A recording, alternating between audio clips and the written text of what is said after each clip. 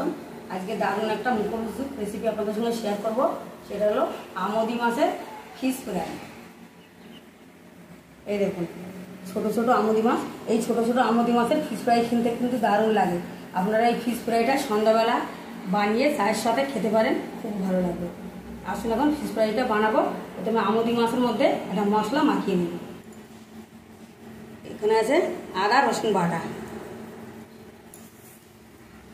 নোনা মাছ, এখানে সামান্য পরিমাণে আমি লবণ দিচ্ছি। নোনা মাছ একটু লবণ থাকে, সামান্য লঙ্কা গুঁড়ো, সামান্য হলুদ গুঁড়ো, আর দেবো সামান্য জিরে গুঁড়ো। খুব ভালো করে আমোদি মাছটা মশলার সঙ্গে মাখিয়ে নেব।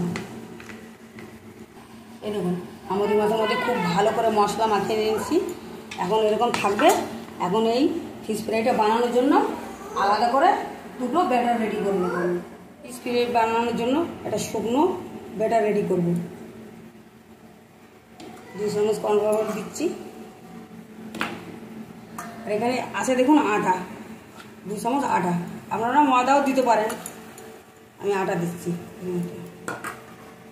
সামান্য লবণ, সামান্য জিরে গুঁড়ো, সামান্য লঙ্কা গুঁড়ো। এখন চামচ দিয়ে খুব ভালো করে এটা মিশিয়ে নেব। দেখুন 1.5 চামচ মতো আটা নিয়ে নিয়েছি, সামান্য লবণ, এখন সামান্য জল দিয়ে এটা গুলে নেব। এটা একটু পাতলা করে গুলে নেব।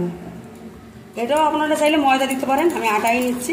বা ডিম ইউজ করতে পারেন। হ্যাঁ, যদি ময়দা আটা না নেন তাহলে ডিম দিতে পারেন, কিন্তু আমি আজকে ডিম দিচ্ছি না, আটাই দিলাম। ডিম দিলেও হবে, আটা দিলেও হবে। এই দেখুন এটা একটু এইরকম পাতলা হবে। ফ্রাই বানানোর জন্য আমোদি মাছ মশলা মাখানো। এখানে আটা দিয়ে আর ওই কর্নফ্লাওয়ার দিয়ে একটা শুকনো ব্যাটার রেডি করেছি। এখানে দেখুন টোস্ট বিস্কুটের গুঁড়ো, আর এখানে আটা সামান্য লবণ দিয়ে একটা পাতলা ব্যাটার রেডি করেছি। পুরো সব কিছু আমার রেডি হয়ে গেছে। এখন ফিশ ফ্রাইগুলো বানাবো। ফিশ ফ্রাই ভাজার জন্য তাই কড়াইতে সাদা তেল দিয়ে দিয়েছি।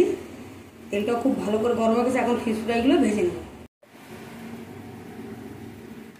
ফিশ ফ্রাইগুলো ভেজে নেব। এই শুকনো ব্যাটারে ভালো করে মাখিয়ে নেব। দেখুন মাখিয়ে নিয়েছি সুন্দর করে।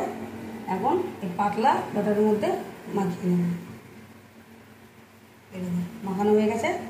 এখন এই বিস্কুটের গুঁড়ো খুব ভালো করে মাখাবো। সুন্দর করে বিস্কুটের গুঁড়ো মাখিয়ে নিয়েছি, এরকম করে ঝেড়ে নিয়েছি। এখন তেলে দেবো। পুরো মিডিয়াম আছে, ফিশ ফ্রাইগুলো ভাজতে হবে। এই দেখুন আমরা একটা ভেজে রেখেছি,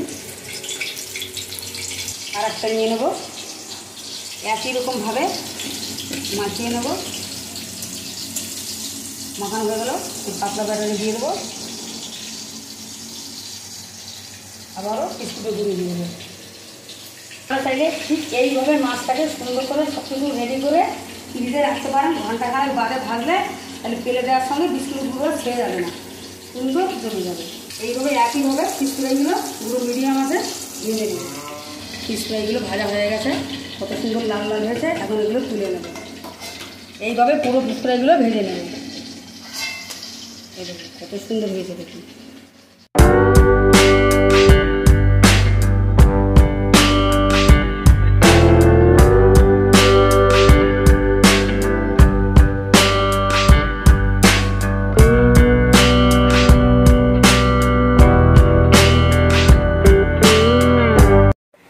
আমোদি মাছের ফিশ ফ্রাই বানানো আমাদের হয়ে গেছে। প্লেটে সাজিয়ে নিয়েছি আমোদি মাছ, সস, পেঁয়াজ। কত সুন্দর লাগছে দেখুন। এইরকম আমোদি মাছের ফিশ ফ্রাই আর সন্ধ্যাবেলা গরম গরম 1 কাপ চা আর এরকম আমোদি মাছের ফিশ ফ্রাই থাকলে কিন্তু সন্ধ্যাবেলাটা পুরো জমে যাবে। আপনারা বাড়িতে অবশ্যই একবার বানিয়ে খাবেন, কেউ কমেন্ট করে জানাবেন কেমন লাগে। শুধু আমোদি মাছের কেন, যে কোনো মাছের ফিশ ফ্রাই কিন্তু চায়ের সাথে খেতে খুব ভালো লাগে। এখন ছোটো বৌমা খেয়ে বলবে আমোদি মাছের ফিশ ফ্রাইটা কেমন হয়েছে। দেখুন মা আমাকে দিয়ে দিয়েছে আমুদি মাছের ফিশ ফ্রাই আর সস আর পেঁয়াজ। তবে আপনাদেরকে খেয়ে বলবো কেমন লাগে। সসে চুবিয়ে দিই।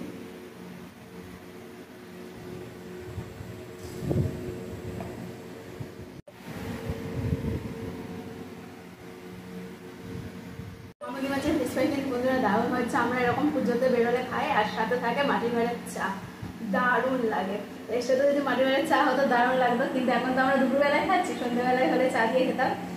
তা মা যেভাবে বানালো আপনারা এইভাবে অবশ্যই বানাবেন। আর আমটি মাছের কাটা বা মাথা এসব কিছুই বোঝা যায় না, একদম নরম হয় আর এটাই খেতে দারুণ লাগে। তা পুজোয় আপনারা বাইরে বেরোলে অনেকে খান, বাড়িতেও এইভাবে বানিয়ে খাবেন। আর পুজোর নতুন নতুন স্পেশাল ভিডিও আসতে চলেছে, আপনারা আমাদের পাশে থাকবেন। তা ভিডিওটা ভালো লাগলে অবশ্যই লাইক শেয়ার কমেন্ট করবেন। দেখা হচ্ছে আপনাদের সাথে নেক্সট ভিডিওতে। টাটা।